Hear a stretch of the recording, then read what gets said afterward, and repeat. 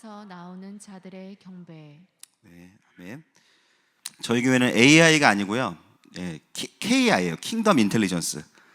그래서 AI의 이제 종로로 타는 게 아니라 AI를 종부리듯 하려면 킹덤이 있어야 돼. 그래야 이제 뭐 조사나 해놓고 나는 내일 하다가 가지고 와서 이제 인사이트 가지고 하는 거예요. 그래서 우리의 목표는 뭐냐?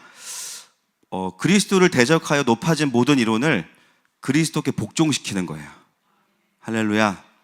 그래서 우리 아이들이 어떤 논문을 읽든지 어떤 철학 서적을 읽든지 어떤 책들을 잡든지 간에 전부 다 킹덤이화해서 그것을 말씀으로 분별해서 하나님 나라의 메시지로 바꿀 수 있는 거.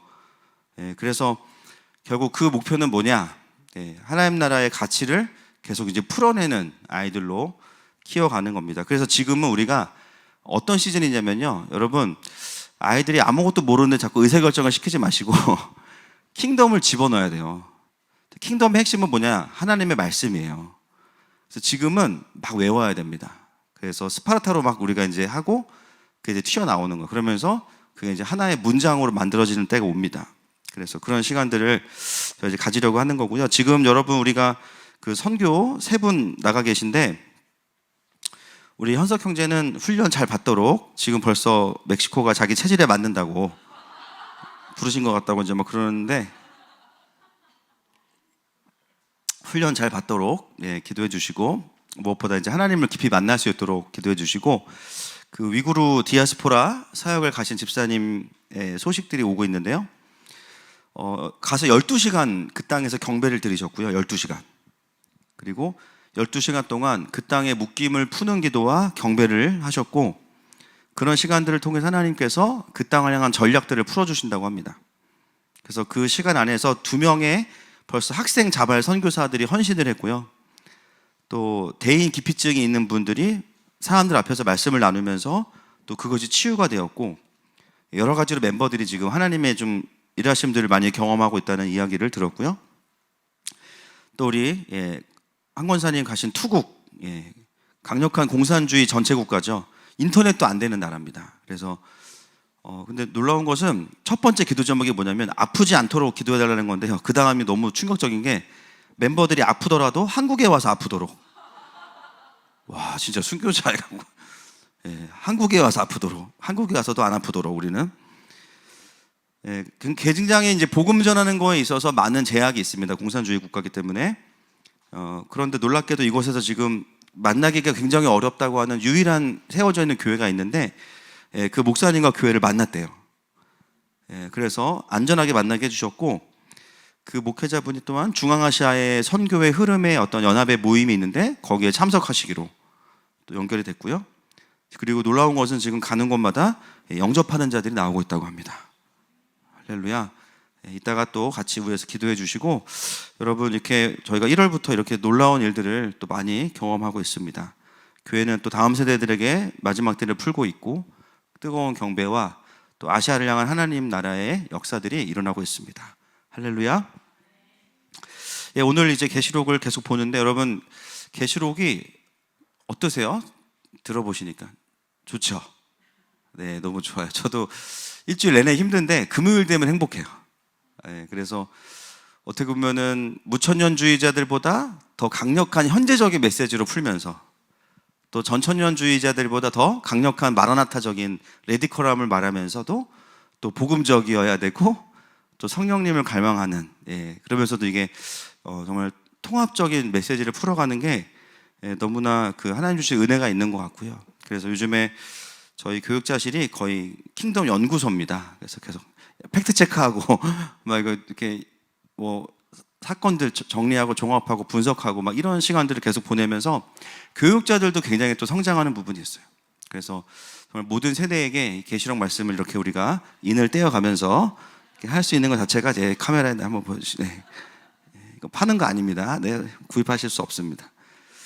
그동안 저희가 이제 6째 인을 띄고, 그 중에서도 심판의 측면, 그리고 7장에서는 구원의 측면을 함께 이제 보고 있습니다. 지난주에는 그 14만 4천이 누구냐? 유대인들 중에서 예수님을 믿고 순교한 자들이다. 그 14만 4천이 나오게 된 연유는 어떻게 되느냐? 12지파의 12,000명. 저 기억나시죠? 12,000명은 실제 숫자라는 의미보다는 완전한 숫자, 그 지파에 나와야 되는 순교자들을 말하고, 그리고 그 지파의 리스트를 보면서 빠진 지파들이 있었죠. 단과 에브라임이 빠졌고, 그렇죠? 대신에 누가 들어왔어요? 레위와 요셉. 근데 그 핵심이 뭐였어요? 경배하는 자들. 그래서 마지막에 이제 부활한 자들이 새 노래를 하는데 그것을 따라할 자들이 없다. 그래서 레위 지파가 거기에 같이 그 경배를 한다. 이렇게 나누었습니다.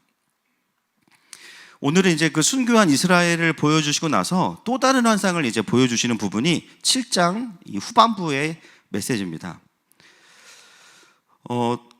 이 표현은 계시록에서 이제 보면 나오는 표현이 뭐냐면 오늘 본문에 보니까 나라와 족속과 백성과 방언이에요. 여러분 사도 요한이 성경을 기록하는 방식은 뭐냐? 하나님은 그걸 사용하시는데 반복하면서 약간의 변화구를 주는 겁니다. 그래서 반복하면서 메시지가 달라지거나 깊어져요. 그래서 같은 이야기를 하는 것 같지만, 같은 단어를 나열하는 것 같지만 그 속에 의미가 담겨져 있습니다. 여러분 나라와 족속과 백성과 방언, 이 차이에 대해서 한번 궁금해 보신 적 있으세요? 저는 이런 게 궁금해요. 그냥 나라라고 하면 되는데 나라와 족속과 백성과 방언, 되게 멋있는데, 그죠? 되게 있어 보이는데 그것만이 목표는 아닐 거예요, 그죠? 결국 이 나라라는 것은 무엇이냐면 국민 주권 영토로 완전히 갖추어진 국가를 말하는 게 나라입니다. 그죠? 나라. 그리고 그 뒤에 나오는 족속은 뭐냐? 혈통이에요, 혈통. 아브라함을 통해서 족속으로 이스라엘이 만들어졌던 거죠, 혈통. 백성은 뭐냐? 영토와 주권이 없고 백성만 존재하는 거. 지금도 보면은 전 세계에도 나라가 없이 존재하는 민족들이 있죠. 나라로 인정받지 못하는 그 백성들이 있죠. 팔레스틴이나 뭐 과거에 이제 시리아나 뭐 쿠르드족이나 이런 사람들이 있습니다. 그리고 마지막에 나오는 방언은 뭐냐면 우리가 하는 이 기도 방언이 아니고 언어예요, 언어. 랭귀지예요, 언어. 그래서 결국 나라와 족속과 백성과 방언은 무엇을 의미하냐면 모든 열방이에요. 그러니까 구원받은 자들이 절대 빠져나갈 수 없도록 촘촘하게 말하는 게 바로 나라와 족속과 백성과 방언이에요. 그래서 하나님 보시기에는 이건 다 하나의 피플이에요. 고임, 한 민족인데 구원받은 하나님의 자녀들인데 그것을 이 땅에 풀어놓는 단어가 뭐냐? 나라와 족속과 백성과 방언이고요. 계시록에 3번에 걸쳐서 나옵니다. 결국 하나님은 모든 열방 가운데 하나님의 복음이 전파되게 하시고 그들을 구원하신다. 할렐루야. 그래서 복음에 대한 기회를 주실 뿐만 아니라 모든 종족과 모든 나라 안에서 반드시 하나님의 사람들이 다 구원받는다라는 이야기를 하는 겁니다. 여러분 오늘 이 9절부터 보여지는 이 셀 수 없는 흰 무리들은요, 부활하고 휴거한 모든 열방을 이야기해요. 부활하고 휴거한 사람들, 14장의 이후에 나오는. 그래서 오늘 이 본문은 어디에 위치하냐면 계시록상에서 이 셀 수 없는 무리, 14절 한번 띄워주시겠어요? 14절? 7장 14절 같이 읽겠습니다. 시작. 내가 말하기를 내 주여 당신이 아시나이다 하니 그가 나에게 이르되 이는 큰 환난에서 나오는 자들인데 어린 양의 피에 그 옷을 씻어 희게 하였느니라. 자, 이 자들이 셀 수 없는 무리들이 어떤 자들이냐면 어디서 나오는 자들이에요? 큰 환난에서 나오는 자들. 큰 환난. 이 큰 환난은 언제를 말할까요? 한일의 후반기인 대환난을 말합니다. 그래서 한일회가 끝나고 나면 부활하고 휴거가 있죠. 재림하시면서 부활과 휴거가 있죠. 그 부활과 휴거에 참여한 자들을 오늘 본문이 이야기하고 있는 거예요. 그래서 이 6번째 이는 한일회 이후에 일어나는 구원의 일들을 우리에게 보여주고 있다라고 우리가 이해할 수 있는 거죠. 여러분 이 셀 수 없는 무리들, 흰옷 입은 승리한 자들이 천상에서 보여주는 모습을 우리에게 오늘 말하고 있는데요. 10절부터 12절 보겠습니다. 시작. 큰 소리로 외쳐 이르되 구원하심이 보좌에 앉으신 우리 하나님과 어린 양에게 있도다 하니 모든 천사가 보좌와 장로들과 내 생물의 주위에 서 있다가 보좌 앞에 엎드려 얼굴을 대고 하나님께 경배하여 이르되 아멘. 찬송과 영광과 지혜와 감사와 존귀와 권능과 힘이 우리 하나님께 세세토록 있을지어다. 아멘 하더라. 아멘. 역시 이들이 어떤 모습으로 존재하고 있냐면 하나님의 보좌 앞에서 하나님을 경배하고 있습니다. 여러분, 이 본문은 오는 이 6번째 인을 떼고 보여지는 이 쇼츠 영상은요, 이 구원의 측면을 말하는 영상은 셀 수 없는 무리들이, 구원받은 무리들이 부활하고 휴거해서 하나님 보좌 앞에서 경배하는 모습을 보여주는데, 계시록 전체의 흐름에서 보면 두 가지를 우리가 알 수 있어요. 바로 이 경배로부터 뭐가 시작되냐면 7 대접의 진노의 심판이 이 땅에 풀어져요. 그게 어디냐? 14장, 15장, 16장이에요. 14장에서 부활과 휴거가 마치고 나서, 남은 자들 다 추수하고 나서, 휴거되고 나서 바로 심판이 부어져야 되는데, 그 사이에 뭐가 있냐면 15장이 있거든요. 15장이 뭐냐? 바로 이 무리들의 경배가 있습니다. 한번 확인해 볼게요. 15장 2절부터 5절까지입니다. 시작. 또 내가 보니 불이 섞인 유리바다 같은 것이 있고 짐승과 그의 우상과 그의 이름의 수를 이기고 벗어난 자들이 유리바다가에 서서 하나님의 검은 고를 가지고 하나님의 종 모세의 노래 어린 양의 노래를 불러 이르되 주 하나님 곧 전능하신 이시여 하시는 일이 크고 놀라우시도다. 만국의 왕이시여 주의 길이 의롭고 참되시도다. 주여 누가 주의 이름을 두려워하지 아니하며 영화롭게 하지 아니하오리이까. 오직 주만 거룩하시니이다. 주의 의로우신 일이 나타났음에 만국이 와서 주께 경배하리이다 하더라. 또 2일 후에 내가 보니 하늘의 증거 장막에 성전이 열리며. 자, 이 사람들의 경배 이후에 증거 장막의 성전이 열리며, 그 다음에 보면요 7 재앙을 가진 천사가 등장해서 16장으로 이어져요. 진노의 7 대접에 이제 부어지기 시작해요. 그러니까 결국은 뭐냐면, 계속 계시록이 말하는 건 뭐냐면, 하나님의 주권은 하나님이 풀어가시지만 누구를 찾으시냐면 경배자들을 찾으세요. 그래서 구약에서는 그런 자들이 선지자죠. 먼저 하나님의 일하심을 보고 경배하고 그 이야기들을 선포하는 자들이 선지자인데, 신약에 와서는 교회가 선지적인 기름 부심을 받았기 때문에 결국 성도들이 하나님의 그 구원 계획을 선포하고 경배할 때 그 경배 가운데 하나님의 구원과 심판이 풀어진다는 겁니다. 그래서 2절에 보면, 15장 2절에 보면, 여기서 15장에서 표현하는 것은 뭐냐? 짐승과 그의 우상과 그의 이름의 수를 이기고 벗어난 자들이라고 해요. 짐승과 그의 우상과 그 이름의 수, 이게 바로 짐승의 표인데, 이게 한일의 후반기에 있는, 우리가 받으면 안 되는, 그죠? 그것이죠.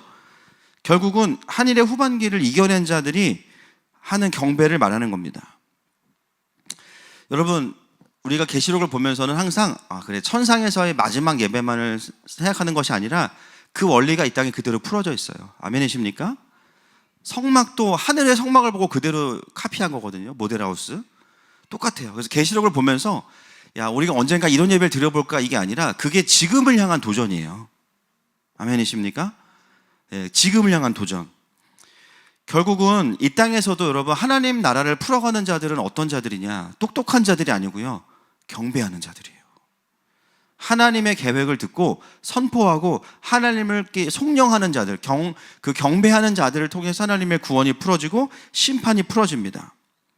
그리고 둘째로 굉장히 희소식인데 뭐냐면, 그 심판이 진행될 때, 이제 7 대접이 이제 부어질 때, 진노의 7 대접이 부어질 때 우리는 어디에 있어요? 하늘에 있습니다. 할렐루야. 이게 큰 은혜입니다. 우리가 두려워하는 게, 많은 분들이 대환란을 어떻게 이기지? 대환란을? 여러분, 대환란은 사실은 이거는 심판은 아니거든요. 그리고 대환란보다 더 심각한 게 뭐냐면은 16장에 나오는 이 7 대접의 이건 대환장이에요, 진짜. 대환장. 그래서 16장 6절 한번 읽어볼게요. 16장 6절 시작. 그들이 성도들과 선지자들의 피를 흘렸으므로 그들에게 피를 마시게 하신 것이 합당하니이다 하더라. 자, 여러분, 순교자의 피는 하나님의 심판을 가져온다. 그죠? 그 말씀 그대로죠. 결국은 이 순교자의 피를 갚으시는데, 그 위에 어떤 일들이 벌어집니까? 단순히 그냥 어려움이 오는 게 아니에요. 이 땅이 생지옥이 됩니다. 생지옥이 돼요. 그래서 많은 자들이 막 불에 타고 별의별 일들이 막 다 이제 16장에 보면은 일어나는 것을 알 수 있습니다. 결국은 이제 순교자의 피를 갚으시는 거고, 근데 그때 우리는 어디에 있냐면, 셀 수 없는 무리들은 천상에 있어요. 경배하면서, 그죠? 결국 그 말은 우리에게 무엇을 이야기하냐? 이 땅에서 한일의 후반기가 힘들 것 같지. 그러나 너희들이 견디지 못할 환난은 없을 거야 라는 거예요. 그냥 우리를 테스트하기 위한 그런 관점의 환난이 아니라는 거예요. 너희가 깨어만 있다면 이기지 못할 미혹은 없을 거야. 그 얘기를 하시는 거예요. 고린도전서 10장 13절 말씀 같이 보겠습니다. 시작. 사람이 감당할 시험 밖에는 너희가 당한 것이 없나니 오직 하나님은 미쁘사 너희가 감당하지 못할 시험 당함을 허락하지 아니하시고 시험 당할 즈음에 또한 피할 길을 내사 너희로 능히 감당하게 하시느니라. 아멘. 여러분 믿으십니까? 이 하나님이 우리 하나님이시고 이 하나님이 계시록의 하나님이십니다. 그러므로 하나님께서 뭔가 우리를 막 시험하기 위해서 주는 그런 환난이 아니라는 거예요. 하나님의 특성은 뭐냐? 특성, 속성. 하나님은 미쁘시다. 미쁘시다가 무슨 뜻이죠? 애매하죠. 바쁘시다? 그렇죠? 미쁘시다? 약간 바쁘시다? 뭐지? 덜 바쁘시다? 믿을만하다. 믿을만하다는 건 뭐냐면 이 말했다 저 말했다 하지 않으신다. 미쁘시다. 그래서 하나님이 주시는 시험은 첫 번째 감당할 만한 시험이고요. 감당이 못할 것 같으면 피할 길을 주십니다. 우리는 주로 피할 길을 원합니다. 오기 전부터 보여주옵소서. 그죠? 엑시트 딱. 그죠? 두 가지 중에 하나인 거예요. 근데 여러분 이 시험을 감당하거나 피할 길을 보는 사람들은 누구냐면 경배자들이에요. 그냥 하나님 앞에 나아가지 않으면서 힘든데 왜 힘들어? 이게 아니라 시험이 올 때 하나님 앞에 엎드려서 하나님의 주권 앞에 엎드리는 자들에게는 감당할 힘을 주시던지 아니면 버틸 힘을 주시던지 아니면 피할 길을 보여주신다는 겁니다. 할렐루야. 그래서 오늘 이 7장은 우리에게 계속해서 그것들을 이제 보여주면서 이 셀 수 없는 무리들에 대한 궁금증을 계속 유발시키는데요. 그 장치가 뭐냐면 여기 나오는 장로 중에 한 사람과 요한이 대화를 해요. 갑자기 보겠습니다. 13절 말씀 시작. 장로 중 하나가 응답하여 나에게 이르되 이 흰옷 입은 자들이 누구며 또 어디서 왔느냐. 질문을 장로 중에 한 명이 대답을 하는데 요한이 대답을 하는 게 아니고 다시 그 질문을 그 장로에게 다시 던집니다. 14절 시작. 내가 말하기를 내 주여 당신이 아시나이다 하니 그가 나에게 이르되 이는 큰 환난에서 나오는 자들인데 어린 양의 피에 그 옷을 씻어 희게 하였느니라. 그러니까 그 장로는 알고 있지만 요한에게 물어본 거예요. 그 말은 뭐냐면 이것은 환상이기도 하지만 장치예요. 장치. 뭐냐면 이 셀 수 없는 무리가 누구지라고 궁금하게 만들고 여기에 머물게 만드는 장치입니다. 이 대화 자체가. 그래서 다시 장로가 그 대답을 해요. 여러분 왜 장로 중에 한 명일까요? 장로는 성도의 대표입니다. 성도를 돌보는 자가 장로예요. 여러분 우리 장로님들 앞에 앉아 계시지만 출첵 다 하고 계세요. 누가 왔나 안 왔나 다 알고 계세요. 뒤에 눈이 날리셔가지고 다 장로는 그런 겁니다. 장로 중에 한 사람이 그 성도들에 대한 이야기를 해준다는 것 자체가 뭐냐면 교회의 아주 건강한 구조를 말하는 거예요. 그러면서 그 셀 수 없는 무리들이 어떤 사람들인지를 이야기하는데 자 14절 말씀 다시 한번 이제 읽겠습니다. 시작. 내가 말하기를 내 주여 당신이 아시나이다 하니 그가 나에게 이르되 이는 큰 환난에서 나오는 자들인데 어린 양의 피에 그 옷을 씻어 희게 하였느니라. 이 장로가 이야기하는 셀 수 없는 무리들에 대한 이 정의, 이 평가가 뭐냐면 그들은 큰 환난에서 나오는 자들인데 그 다음 뭐라고요? 어린 양의 피에 그 옷을 씻어 희게 하였느니라 이렇게 나옵니다. 여러분 이 셀 수 없는 무리들은 이제 구원받은 자들인데 어디서 나왔다고 이야기하냐면 땅에서 나왔다라고 말하지 않고요. 큰 환난에서 나왔다 이렇게 해요. 큰 환난에서. 근데 여러분 이들은 이제 잘 정리하셔야 돼요.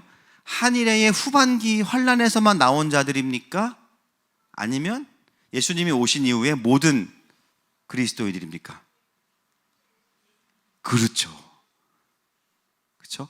우리가 큰 환난이라고 하니까 어떤 선입견을 갖게 되냐면 이 사람들은 한일의 후반기를 잘 버텨서 승리한 사람들이라고 생각하지만 실제로 부활과 휴거되는 사람들은 한일의 후반기를 살았던 성도들만이 아니잖아요.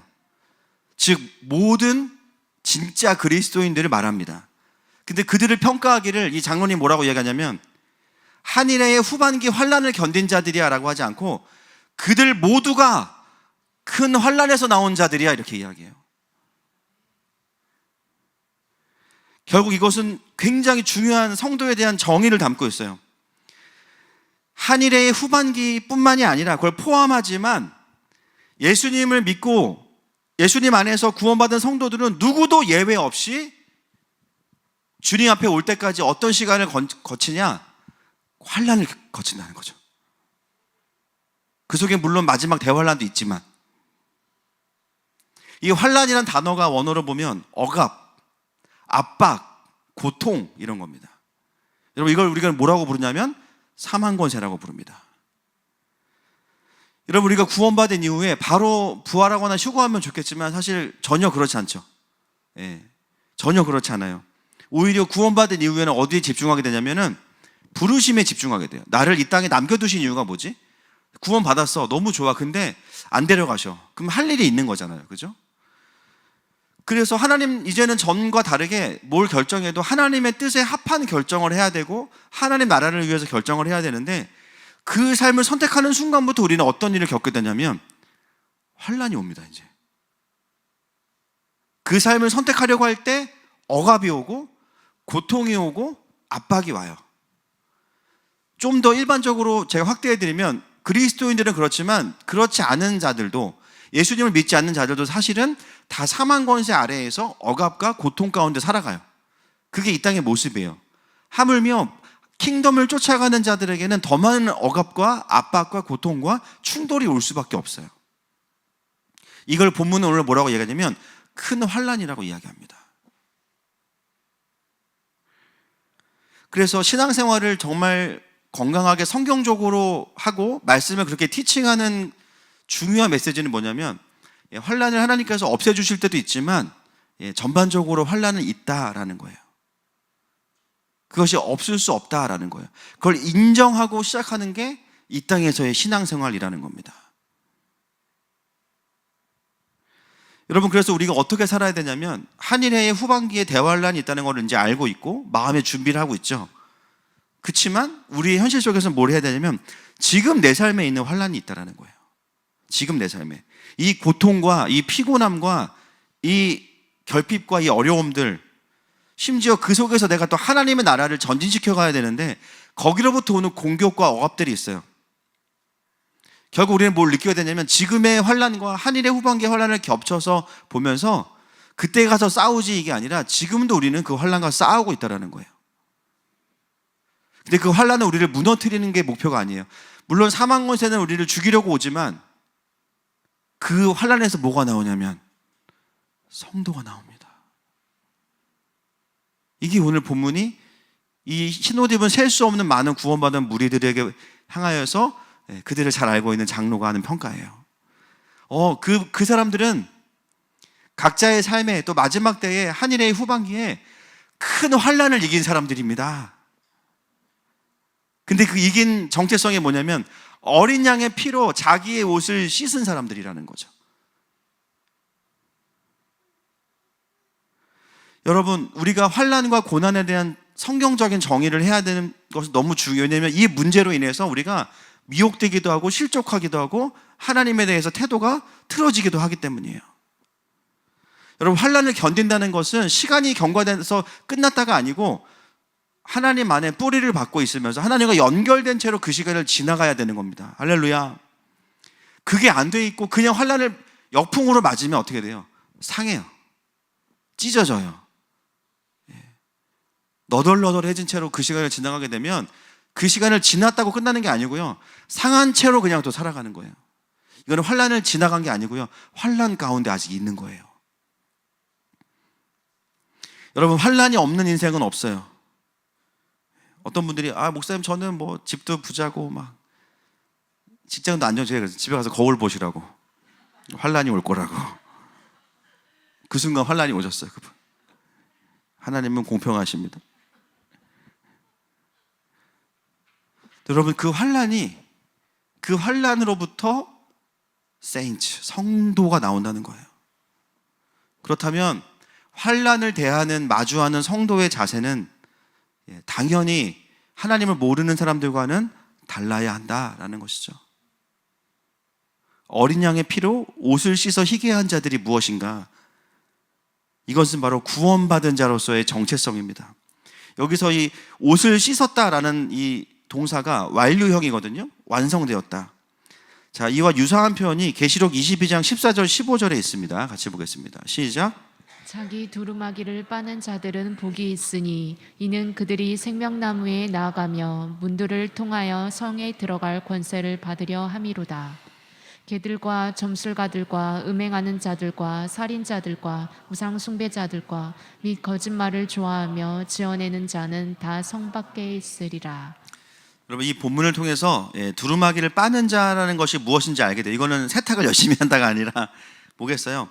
이 땅에 수많은 자들이 개들과 점술가들과 음행하는 자들, 살인자들과 우상 숭배자들과 및 거짓말을 좋아하며 지어내는 자, 뭐예요? 하나님의 뜻대로 안 사는 사람들. 하나님의 통치가 없는 자들과의 삶 속에서도, 그죠? 하나님의 통치를 지키며 사는 사람. 근데 이것은 단순한 행위 구원을 말하는 게 절대로 아닙니다. 그리고 이 말씀 안에 환난을 이기는 법이 들어있어요, 사실은. 여러분, 하나님의 뜻대로 안 사는데 막 잘 돼요. 세상에서 돈을 벌려면 법을 많이 어겨야 되고, 자기가 원하는 대로 사는데 아무 심판이 없다. 그럼 우리에게 어떤 마음이 있냐면요, 괜찮나? 이런 마음이 들어요. 그죠? 그리고 교회에서는 하나님의 뜻대로 살지만 세상에서는 하나님의 뜻대로 안 살아도 문제 없나? 이게 우리에게 뭐예요? 배도의 유혹이겠죠. 미혹이겠죠. 근데 그 모든 걸 통틀어서 이제 환난이라고 말하는데, 그 환난 속에서 우리가 어떻게 우리의 옷을 어린 양의 피로 씻어야 되는가에 대한 말씀이 갈라디아서 6장 1절부터 4절입니다. 같이 읽겠습니다. 시작.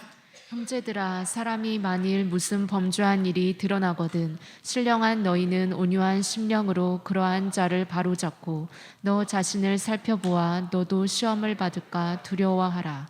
너희가 짐을 서로 지라. 그리하여 그리스도의 법을 성취하라.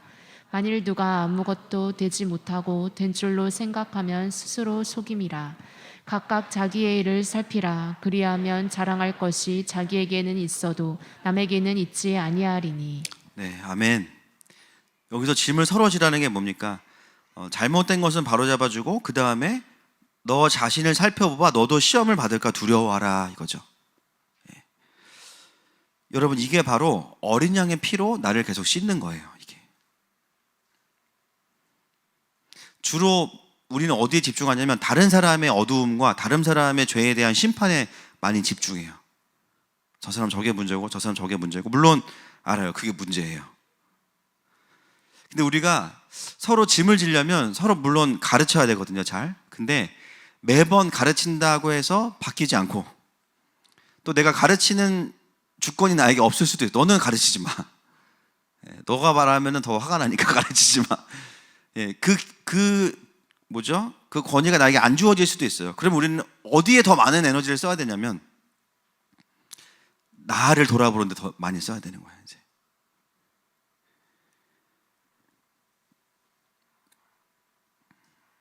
나 자신을 살펴보아 나도 시험을 받을까 두려워하는 거. 주님, 저 사람 너무 싸가지가 없습니다. 그러면 그 모습이 내 안에 있는데, 저 내 모습인데 저거. 주님, 저 사람 이렇게 질서가 없어요. 질서가 없어. 내가 더 없어. 저 사람 인본주의 쩐다. 내 안에 인본주의. 나도 옛날에 저랬는데. 돈에 대한 시험이 올 때, 여러분, 돈에 대한 환난이 왜 올까요? 돈이 없어서. 그죠? 그죠? 그 두 번째는 뭐냐면 재정의 주인이 누구신지를 확인하기 위해서 오겠죠. 돈이 없으니까 막 강도질 해야 됩니까? 아니잖아요. 돈에 대한 주인이 누구신가? 자연 재난이 올 때 이 세상을 주관하는 분이 누구신가? 큰 환난이 올수록 여러 자연재해, 사람들 안에서는 인사사고 많아요. 그러나 고난과 환난이 지날수록 성도의 부르심은 뭐냐면 심령이 상하고 깨지는 게 아니고요, 내 안에 뭐가 더 커지냐면 나를 계속해서 돌아보면서 어린 양의 피로 씻어지는 거예요. 그래서 우리의 환난에 대한 우리의 반응의 결론은 뭐냐면 어린 양의 피가 오늘도 나를 살리셨구나. 그래, 나도 은혜가 없으면 나도 저 모습인데 전혀 다른 게 없는데 저 사람과 나의 차이가 뭐냐? 나에게는 어린 양의 피가 있구나. 그걸 우리는 은혜라고 합니다. 용서받은 자, 구원받은 자, 날마다 그 어린 양의 피로 나를 씻는 삶. 그래서 큰 환난을 제대로 이기고 나온 자들은 모든 성도들이 다 무슨 고백을 하냐면요, 나는 어린 양의 피로 씻어진 자가 되었습니다. 남미에서 구원받았든, 아시아에서 구원받았든, 일본에서 구원받았든, 아프리카에서 구원받았든, 서로 만난 적도 없고 회의한 적도 없는데 결국 천상에서 만났을 때 모두의 정체성, 예수의 보혈이 나를 살렸어요. 저 그거 하다가 여기 온 겁니다. 여러분, 한일의 후반기의 환난 또한 수많은 미혹과 여러 가지 배도가 있죠. 그걸 보면서 우리가 야, 저 사람 배도했어, 우리는 안전해, 이게 하나님 원하시는 게 아니에요. 나는 진리 안에 있을까? 나를 돌아보면서 가는 거예요. 안타까이 여기고 나는 돌아보고, 그러면서 날마다 주님의 보혈이 나에게 실제가 되는 겁니다. 여러분, 우리는 행위로 구원받는 자들이 아니에요. 주님이 마지막 때 보시고 얼마나 흰 옷인지를 보고 넌 누래, 너는 탈락, 너는 빨래 끝, 너는 됐어, 옥시크린, 와, 이제 이게 아니라고요. 그렇죠?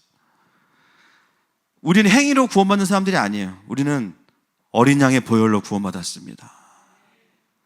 그 보혈을 주신 이유가 천국 오는 티켓일 뿐만 아니라 날마다 그걸 사용해서 우리를 세탁하라는 거예요.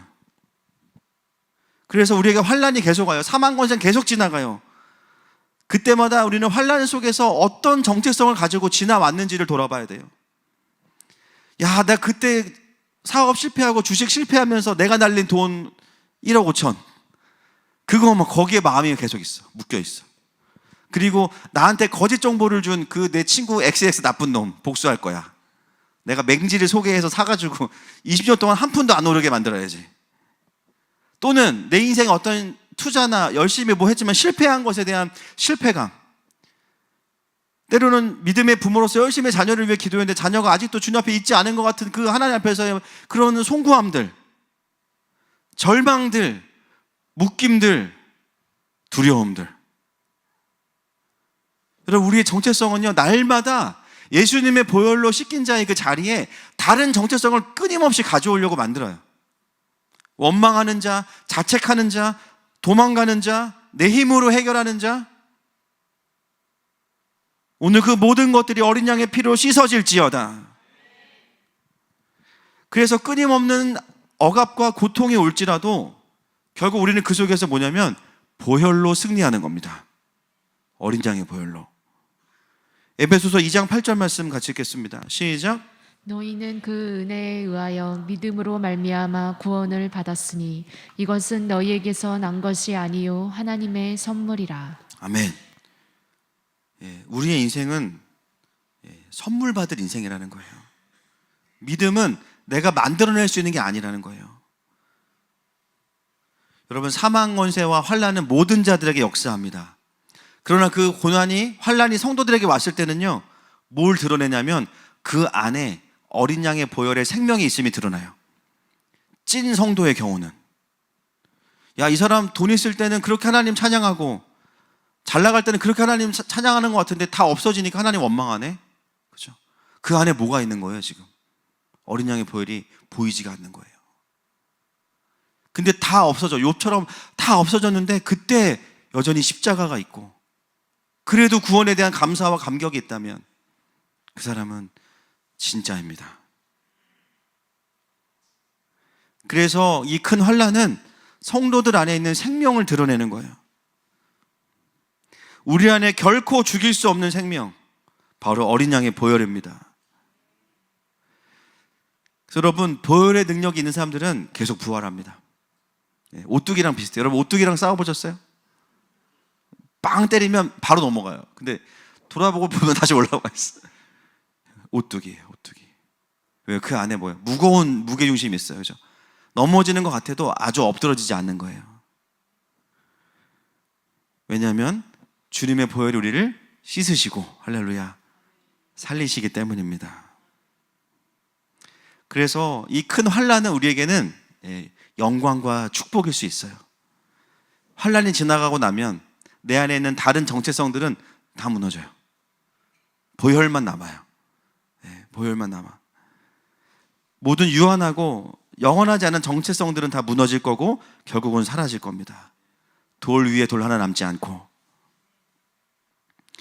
여러분, 오늘 7장에 나오는 이 부활하고 휴거한 셀 수 없는 무리들을 볼 때 우리는 어떻게 보면 히어로 같이 느낄 수 있어요. 야, 그걸 이겨낸 사람들이다. 금메달리스트다. 근데 위인들이 아니고 잘 묵상해 보면 그들을 그 자리로 데려간 것은 그들의 열심이 아니요, 그들 안에 있는 예수 그리스도의 보혈입니다. 그리고 그 셀 수 없는 무리 중에 우리도 있습니다. 제가 보니까 이제 셀 수 없는 무리가 약간 기분 나쁘잖아요, 그죠?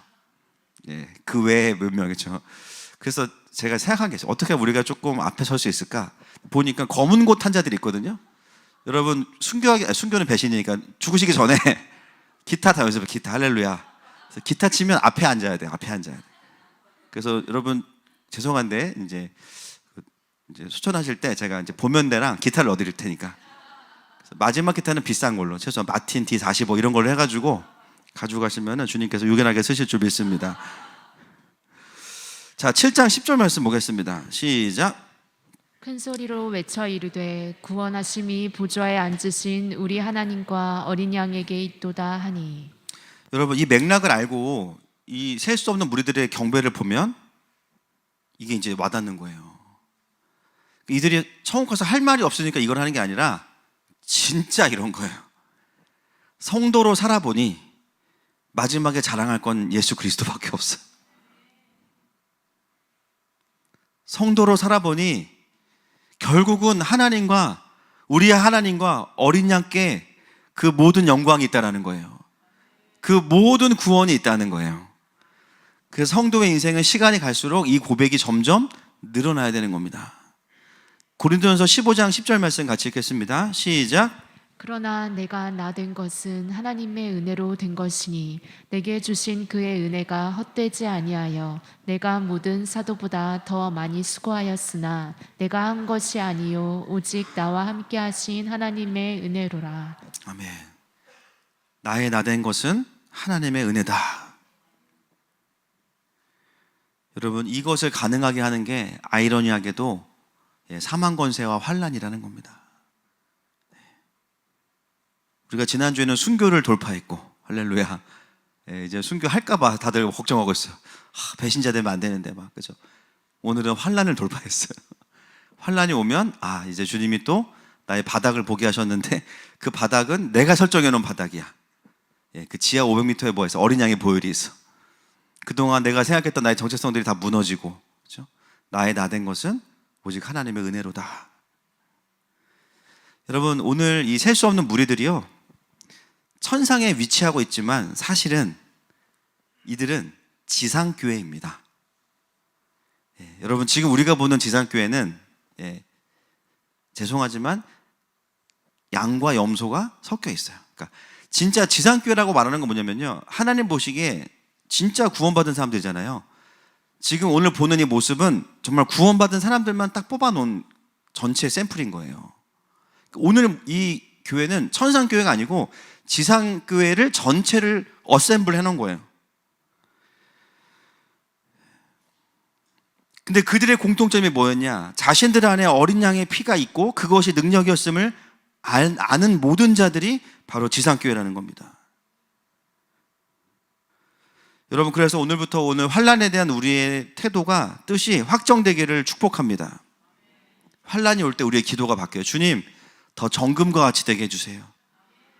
더 성도다워지게 해주세요.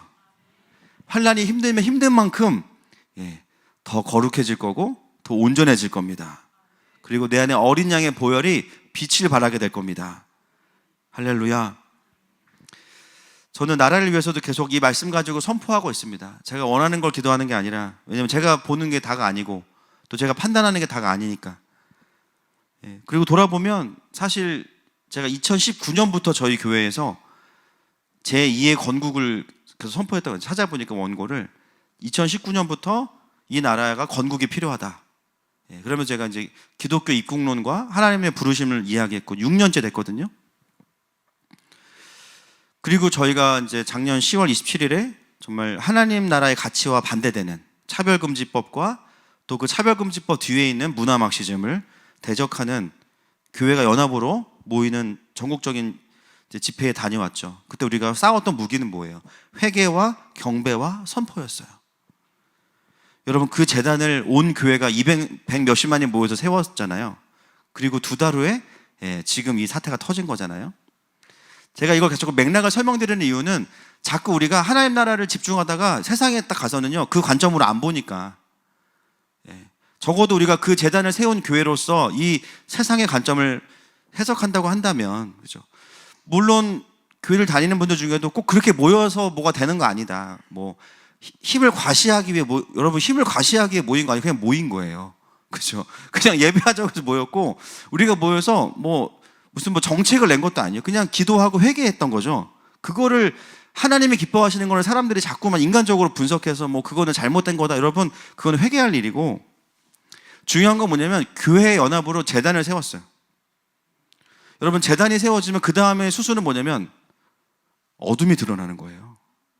어둠이 드러나는 거예요. 전에 제가 이 기도재단 2017년에 풀면서 한 그 청소년들을 교육하는 전문 재단법인 청담동에 있는 회사가 있는데, 아침에 가서 거기 가서 이제 경배재단을 같이 세웠어요. 거기에 저희 성도분이 계셔가지고.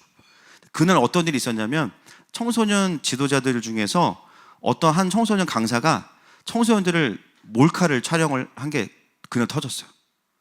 의도치 않게. 그래가지고 거기 있던 강사들이 보니까 연결된 사람들이 많았는데 전체가 다 해고되고, 놀랍게 새로 사람들 다 뽑았는데 100% 크리스찬들이 뽑혔어요. 기도 모임이 세워지고.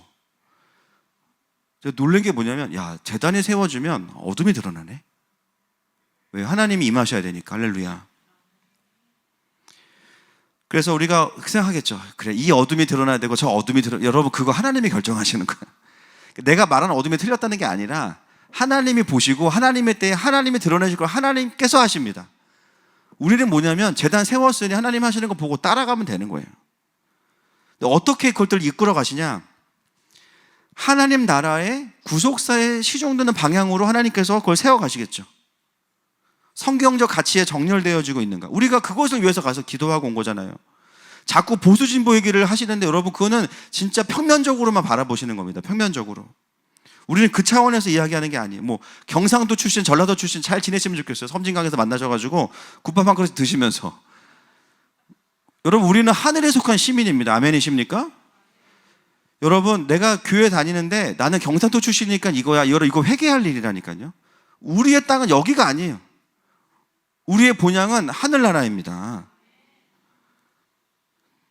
그래서 결국은 우리는 좌냐 우냐가 아니라 우리는 아주 극 킹덤이라니까요. 극 킹덤. 좌로나 우로나 치우치지 말고 오직 말씀을 따르라고 하니까 말씀에 치우쳐야죠. 여러분, 지금 대한민국이 어떤 시간입니까? 그 재단이 세워지고 나서 큰 환란이 왔어요. 대한민국 건국 이래로 초유의 사태가 왔어요. 전 세계가 집중하고 있습니다. 전 세계가. 이 환란은 1차적으로는 사망 권세로부터 오는 거겠죠. 그죠? 인간의 어둠이 맞붙어서 드러난 어떤 일들이니까. 근데 중요한 건 뭐냐면 하나님께서 결국 이 환란 가운데 뭘 하실 것 같아요? 이 나라의 근간 안에 있는 어린 양의 피를 드러내실 겁니다. 결국 대한민국이 우리 스스로를 돌아보는 시간이 더 강력하게 온 거예요. 우리나라가 어떤 나라냐? 뭐 하는 나라냐? 그러면 그 하나님 나라의 그림 안에서 뭘 선택해야 되는 것이냐? 하나님이 깨울 자들을 깨우고 계시고, 회개할 자들을 회개하게 만드시고, 드러낼 어두움들은 드러내고 계십니다. 그래서 우리가 날마다 우리가 수요일도 그런 메시지 들었잖아요. 그렇죠? 결국은 뭐예요? 심판의 주체는 하나님이시는 거예요. 꼭 내가 원하는 때 이게 심판받아, 나도 마음이 저도 그럴 때가 있죠. 근데 그러지 않아요. 그 기준으로 보면 난 이미 죽어야 돼요. 이미 하나님 앞에서 난 끝났어.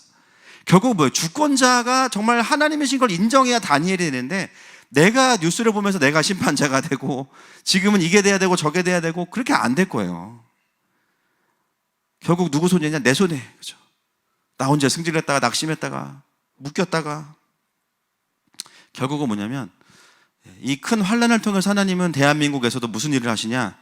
이 나라의 부르심을 회복할 거라는 겁니다. 저는 뭐 누굴 믿지 않고 그 하나님을 믿습니다. 그래서 이 환난과 진통을 통해서 하나님은 하나님의 백성들을 깨우실 거고 계속 그런 기도해요. 하나님, 대한민국 이걸 먼저 겪게 하시는 이유가 있겠죠. 우리가 성격이 급해서. 그렇죠? 그리고 하늘마음교회가 먼저 겪게 하신 이유가 있겠죠. 똑같은 걸 같이 겪어. 왜일까요? 결국 이 싸움을 앞으로 계속 해줘야 되는 어떤 일들이 많아질 거다라는 겁니다.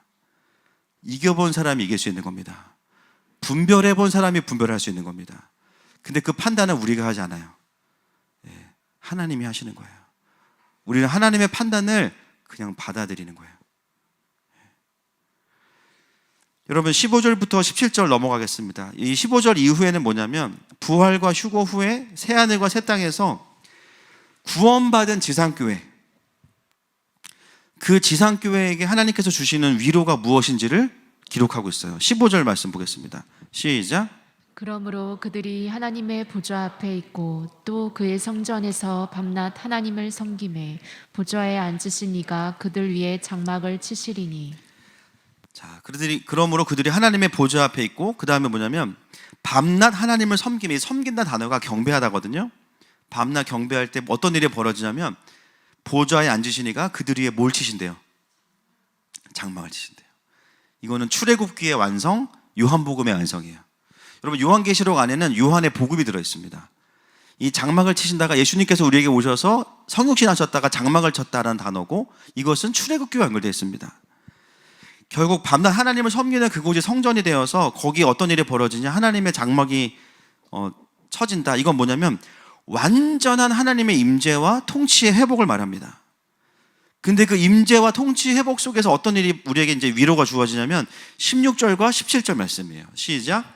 그들이 다시는 줄이지도 아니하며 목마르지도 아니하고 해나 아무 뜨거운 기운에 상하지도 아니하리니 이는 보좌 가운데에 계신 어린 양이 그들의 목자가 되사 생명수 샘으로 인도하시고 하나님께서 그들의 눈에서 모든 눈물을 씻어 주실 것임이라. 아멘. 이게 하나님의 승리한 성도들에게 주시는 하나님의 위로입니다. 다시는 줄이지도 아니하며 목마르지도 아니하고 상하지도 아니하고 보좌 가운데 계신 어린 양이 그들의 목자가 되사 생명수 샘으로 인도하시고 하나님께서 그들의 눈에서 모든 눈물을 씻어주실 것임이라. 여러분 이것은 에덴의 회복입니다. 에덴의 회복이고요. 모든 결핍이 사라진다. 이 핵심은 뭐냐면 이 땅에서 배고팠으니까 배 터지게 먹겠구나. 슬픈 일이 많았으니까 즐거운 일만 있겠구나. 여러분 그런 것도 있겠지만 왜냐하면 육신이 없어지니까 이 땅에 죄된 육신이 핵심은 뭐냐면 목자의 회복이에요. 목자의 회복. 하나님의 통치 아래 조금도 끊어지지 않는 시간들이 이제는 영원히 펼쳐지는 거. 여기서 말하는 배고픔과 목마름은 뭐냐면 하나님이 없을 때 오는 공허함을 말하는 겁니다. 천국에는 날마다 뷔페가 차려져 있겠지. 그런 개념이 아니라 그것보다는 그분이 우리에게 장막을 치셨기 때문에 더 이상 너희가 영적으로 메마르거나 굶주리거나 갈증 날 일이 없어. 왜냐하면 내가 너희의 목자가 돼서 이제 너희들을 절대로 떠나지 않으니까. 여러분 이 땅에 우리가 사망 권세로 인해서 슬프고 억압당하는 게 돈이 없어서예요? 권력이 없어서예요? 하나님이 없어서예요. 우리의 가정이 어려운 게 남편이 어떠함, 아내의 어떠함, 그건 1차적인 이유고요. 우리의 가정에 하나님이 목자가 되시면 돈이 있건 없건, 직장이 뭐 오래 다닐 수 있는 직장이건 일용직이건 계약직이건 상관없어요. 그죠? 주님이 목자가 되시면 계속해서 생명샘으로 인도하시는 겁니다. 남들이 보기엔 슬픈 일이 많은 것 같아요. 돈도 없고 가난하고 힘들어 보여요. 그런데요, 슬픔이 없어요. 왜냐하면 우리의 목자가 여호와는 나의 목자시니까 부족함이 없으리로다. 그래서 이 주림과 목마름의 의미는 단순히 이 땅에서 누리지 못한 것에 대한 보상이 아니라는 거예요.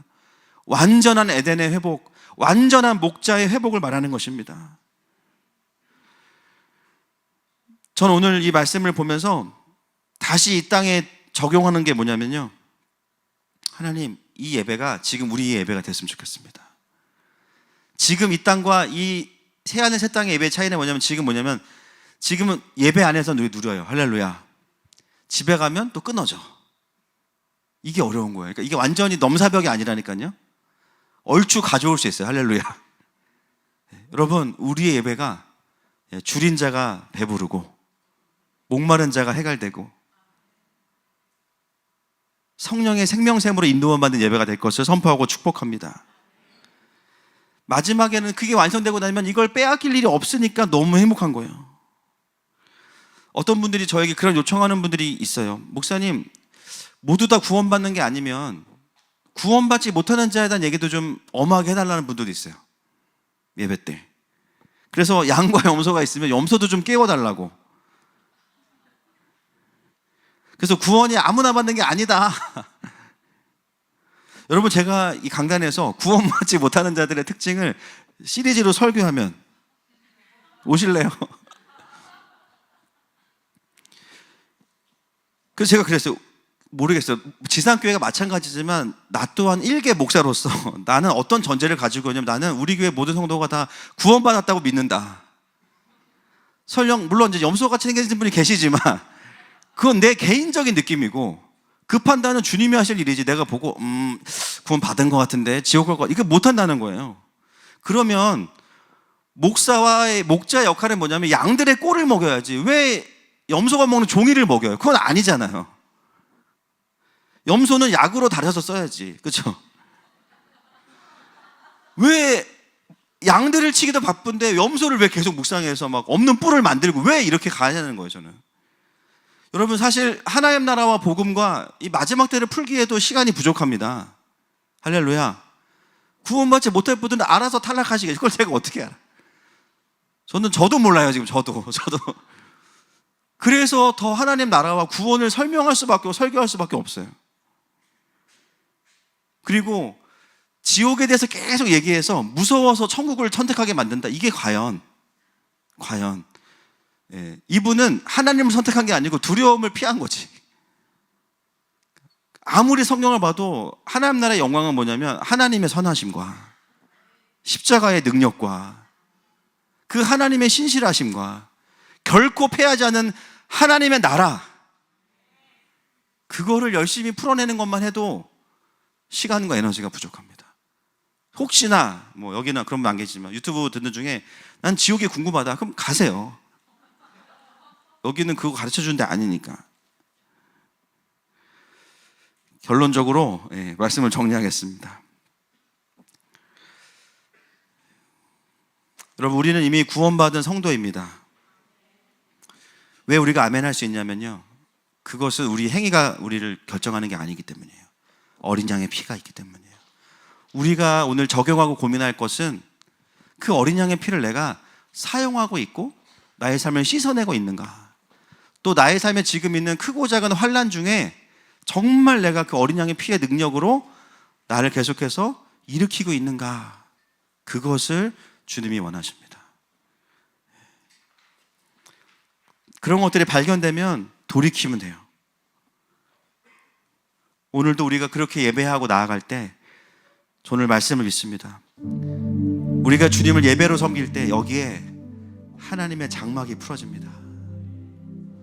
줄인 영혼, 가란 영혼, 목자가 없어서 방황하는 영혼들에게 하나님의 인도하심이 회복되고 어떻게 살아야 될지 깨달아지고 우리 눈의 모든 눈물이 멈추어지는 마음이 될 것입니다. 시간 함께 찬양하면서 나아가십시다.